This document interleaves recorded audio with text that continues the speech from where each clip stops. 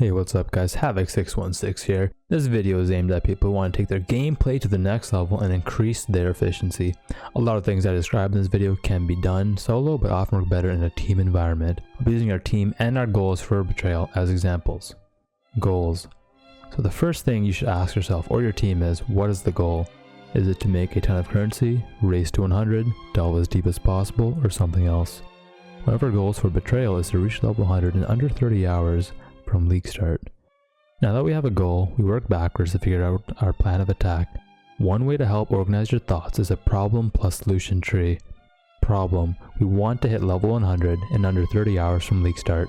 Solution: farm T16 beyond maps with as much density as possible. This comes with its own set of problems and solutions. For example, we need to unlock an Elder Orb as soon as possible. This means we need to progress through the story mode in 3 to 4 hours.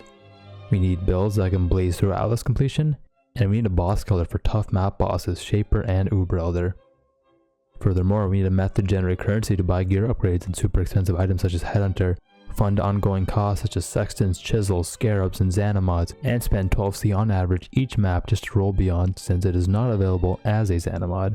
Additionally, we need to achieve the 99 equivalent of 45 million to 60 million XP per hour from level 90 and onwards. This is approximately 1 billion plus XP per hour at level 90. To do that, we'll need to most likely clear 80% of a map in approximately a minute. So we need high mobility and multiple screen AoE clear. And of course, we can't die, because a single death could be a setback of 1 to 3 plus hours depending on our current level. So some of our defensive options are mitigation via auras, curses or flasks, stacking Headhunter buffs to have tens of thousands of energy shield, killing monsters before they even have a chance to fight back, or the unpatchable, unbeatable method of just not getting hit. Groups and roles. So now that we have some criteria for the push, let's talk about the various roles each team member will play, what their recommended playstyle is, and any tasks they may need to do. For our 5-player team, we've chosen 1 AoE carry, 2 supports, a trader, and a boss killer. The reason we've chosen 1 carry is because Magic Find is based on whoever kills the mob, and the power from stacking Headhunter or Inspire Learning buffs is exponential with clear speed. Furthermore, the carry has a couple of requirements and tasks that they need to complete. They need to have expert knowledge of map layouts and make callouts on which direction they are clearing. They need to have the ability to perform at a high level for an extended duration with minimal breaks. They must kill all mobs to keep their supports alive and call out any post-death mechanics such as bears or volatiles. They must call out the location of important loot drops. They must have the ability to hyper self-analyze their playstyle and dynamically change it to help meet goals. Some examples are XP per hour tracking on a per map basis, map clearing strategies, and analyzing the effectiveness and number of mobs slain every time they attack. The build we've chosen for our carry is Fire, Elemental Hit, or Tornado Shot, using the Deadeye Ascendancy. Supports. The role of the supports is to buff the DPS of the carry and nerf the damage taken via mitigation or debuffs on the monsters. The aura support should always attempt to be in range of the carry, and both supports should attempt to loot as much as possible to allow the carry to exponentially stack buffs. We've chosen an Ascendant AuraBot and an Cultist AuraBot as our ideal supports. Boss Killer. The Boss Killer will carry story mode progression and kill the following bosses: hard map bosses for Atlas completion, Eternal Labazaro for Ascendancy bonuses, Red Elder and Red Elder Guardians to complete Xana's questline, T16 Guardians and Shaper to unlock the Elder Orb, Uber Elder to unlock the 5th Sextant slot if deemed necessary, and additionally they may opt to farm certain boss-specific uniques to increase group income. We've chosen an Arc or Glacial Cascade Saboteur Miner for our bosser. And lastly, the Trader. A player dedicated solely to trading is used because trading Path of Exile is extremely inefficient. Some groups even offer 2 traders due to this inefficiency. Having a trader allows party members to continue to increase the group's wealth and gain experience. A trader's tasks typically involve buying gear upgrades or mapping materials, selling drops, particularly map drops, selling or converting unusable currency, and tracking income and expenditure to make sure the team is on track to meet goals, such as, saving up currency to buy a Headhunter. Furthermore, in a race to 100, currency or item flipping is usually not done because there's not enough capital, the margins are too small, or the rate of return is too slow. Note, you can have additional filler party members that are playing anything inside the maps, as their role is to just live and stay in XP range to increase the quantity and rarity of loot. This is why you might see people offering to host maps for free in exchange for all important drops. Lastly, there are a couple of other tasks that can be broken down into two separate categories. These are shared tasks and luxury tasks. Shared tasks are tasks that aren't necessarily done by a particular group member but are shared depending on the current workload. These can be, for example, map rolling, map hosting, chaos recipe, or even tracking progress such as checking XP per hour or the ETA on hitting various objectives. Luxury tasks are tasks that are either completed through buying power or by having an additional group member dedicated to that role. Examples of luxury tasks are, scarab farming, prophecy farming, or lab running for an enchant. Looting methodology.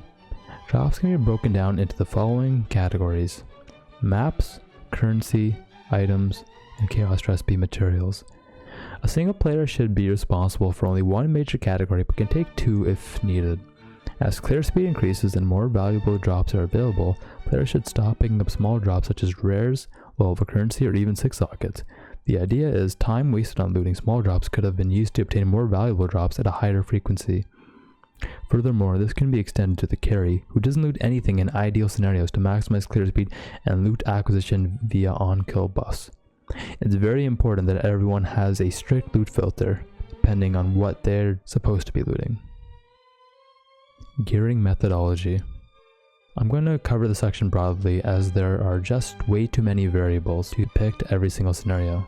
So, an easy way to simplify gearing is to think of the group as one whole system or entity. When spending currency, one can ask themselves the following questions.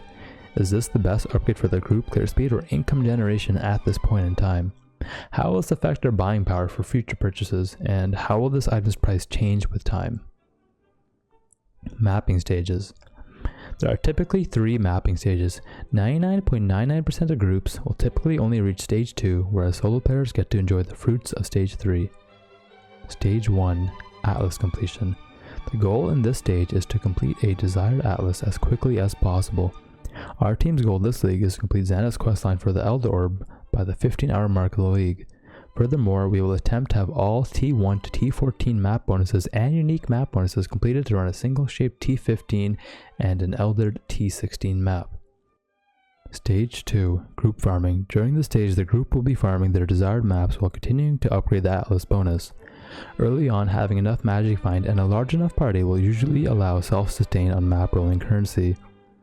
As team wealth increases, investment into map density increases for greater XP per hour and income, and investments to map quantity again increase the group income and rate of map returns. The biggest moneymaker during this stage is selling excess maps. However, this is extremely tedious and is one of the main reasons a group may opt to have 2 traders. The ideal level 99 XP per hour can be anywhere from 20 million to 60 million per hour depending on the group setup. Stage 3, Solo Farming. The final stage is the most expensive stage but the most rewarding in terms of XP per hour. Solo players on average can reach higher XP per hour than group farming once all build objectives have been met and enough wealth has been generated to burn. This is because when farming in a group, the carry often has anywhere from 2 to 5 times the mobility of teammates. This results in the carry pressing the brakes and waiting for supports to catch up. This is extremely detrimental to stacking on-kill buffs, specifically for Headhunter and Inspired Learning.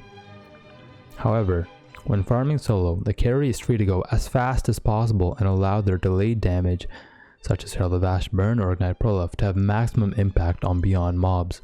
The strategy is often combined with another player hosting maps and having a 100% Atlas for the 5th Sextant. Since map drops are based on the player with the highest Atlas bonus, if the map hoster is not on the map, we can still drop a desired Elder T16 map. When utilizing this strategy to its full potential, we can achieve up to 90 million XP per hour at 99. This strategy was used for a crazy comeback from rank 4 to rank 1 in Delve to achieve number 100. Pre-league preparations. Pre-league prep is recorded in a spreadsheet to avoid confusion in the live run. These documents can contain the following: Atlas plans, role assignments, leveling and endgame builds, early, mid, and late game shopping lists, crafting strategies, currency acquisition and expenditure, XP per hour charts, and proper filters for every stage of progression. Additionally, your team will want to do some practice.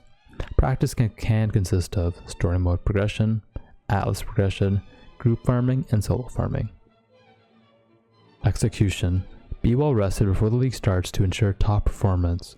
Trust your team's plans and follow through, however be ready to adapt strategies on the fly in case anything unknown occurs. If a mistake occurs, your first reaction should be, how can we solve this? Performance can be criticized after the event. If your group is going for a record or it is a close race, instill a sense of urgency. And last but not least, make sure you guys have fun. Life after group play. Plan how currency will be split before the push to avoid arguments or any confusion. Furthermore, to improve for next time, ask yourself and the group the following questions. Did everyone finish their goals? How can we improve? What went well and what went poorly? Why did it go well or poorly? What can we improve for next time? Make sure to record your answers. In the past, we would not record our answers, which led us to make the same mistakes and rediscovering the same strategies over and over again. In conclusion, I hope this video gave you an idea what group play looks like at a high level. If you enjoyed it, feel free to like or subscribe, and if you have any questions or recommendations for future videos, feel free to comment below. Without further ado, I'm Havoc616, and I'll see you guys later. Peace! Yo, what the fuck? We did it! Holy shit! Oh my god! Wow! Wow! Let's fucking go. Fuck, dude. Holy shit! Good job, team. That was fucking clutch. Easy clap.